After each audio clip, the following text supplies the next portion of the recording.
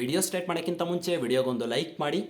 ಪಕ್ಕದಲ್ಲಿ ಹಿಂದೆ T V ಇದೆ ಅಲ್ವಾ, ಈ ಒಂದು ಟಿ ವಿಲಿ ಏನಾದರೂ ಸಾಂಗ್ ಬರ್ತಾಯಿತ್ತು, ಆ ಸಾಂಗನ್ನು ನೀವು ರಿಂಗ್ ಟೋನ್ ಆಗಿ ಸೆಟ್ ಮಾಡ್ಕೋಬೇಕು, ಅಥವಾ ಆ ಸಾಂಗ್ನ ಯಾರು ಆಡಿದ್ದಾರೆ ಅಂತ ಕಂಡುಹಿಡಿಬೇಕು. ಒಟ್ನಲ್ಲಿ ಆ ಸಾಂಗ್ ಬಗ್ಗೆ ಏನಾದರೂ ತಿಳ್ಕೋಬೇಕು ಅಂದರೆ ಟಿ ವಿನ ಆನ್ ಮಾಡಿ. ಅಲೆಕ್ಸಾ, ನಮ್ಮ ಟಿ ವಿ ಎಲ್ಲ ಅಲೆಕ್ಸಾಲ್ ಆನ್ ಆಗಲ್ಲ, ಸೊ ನೆಕ್ಸ್ಟು ಟಿ ವಿ ತೊಗೊತೀವಲ್ಲ ಅವಾಗ ತಿಳಿಸ್ಕೊಡ್ತೀನಿ. ಓಕೆ, ಸೊ ನಮ್ಮ ಒಂದು ಟಿ ವಿ ರನ್ ಆಗ್ತಾ ಇದೆ ಈಗ ಅಂತ ಅಂದ್ಕೊಳ್ಳಿ.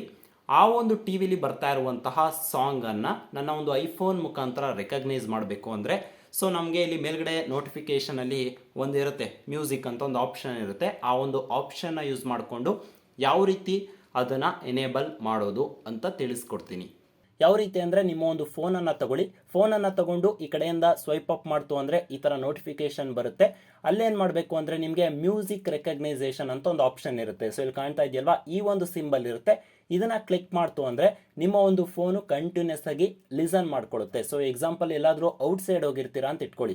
ಔಟ್ ಸೈಡ್ ಹೋದಾಗ ಯಾವುದೋ ಒಂದು ಸಾಂಗ್ ಪ್ಲೇ ಮಾಡ್ತಾ ಇರ್ತಾರೆ, ಆ ಸಾಂಗ್ ನಿಮಗೆ ತುಂಬ ಇಷ್ಟ, ಬಟ್ ಆದರೆ ಆ ಸಾಂಗಿನ ಹೆಸರು ಗೊತ್ತಿರಲ್ಲ. ಆವಾಗ ಈ ಒಂದು ಬಟನನ್ನು ಕ್ಲಿಕ್ ಮಾಡ್ತು ಅಂದರೆ ನಿಮ್ಮ ಒಂದು ಫೋನ್, ಇಲ್ಲಿ ಕಾಣ್ತಾ ಇದೆ ನೋಡಿ, ಈ ಒಂದು ಸಿಂಬಲ್ ಬರ್ತಾ ಇರುತ್ತೆ, ಅಂದರೆ ನಿಮ್ಮ ಒಂದು ಮೈಕ್ರೋಫೋನ್ ಆನ್ ಆಗಿದೆ ಅಂತ. ಅವಾಗ ಏನಾಗುತ್ತೆ ಅಂದರೆ ಅದು ನಿಮ್ಮ ಒಂದು ಮಾತಾಡ್ತಾ ಇರುವಂಥ ವಾಯ್ಸನ್ನು ರೆಕಗ್ನೈಸ್ ಮಾಡಿ ಯಾವ ಸಾಂಗ್ ಆಡ್ತಾ ಇದ್ದಾರೆ ಅಂತಲೂ ಕೂಡ ಟೆಸ್ಟ್ ಮಾಡ್ಬೋದು. ಸೊ ನೋಡಿ, ನೋ ರಿಸಲ್ಟ್ ಫೌಂಡ್, ಯಾಕಂದರೆ ನಾನು ಮಾತಾಡ್ತಾ ಇರೋದು ಯಾವುದೇ ರೀತಿ ಸಾಂಗಿಗೆ ಮ್ಯಾಚ್ ಆಗಲ್ಲ.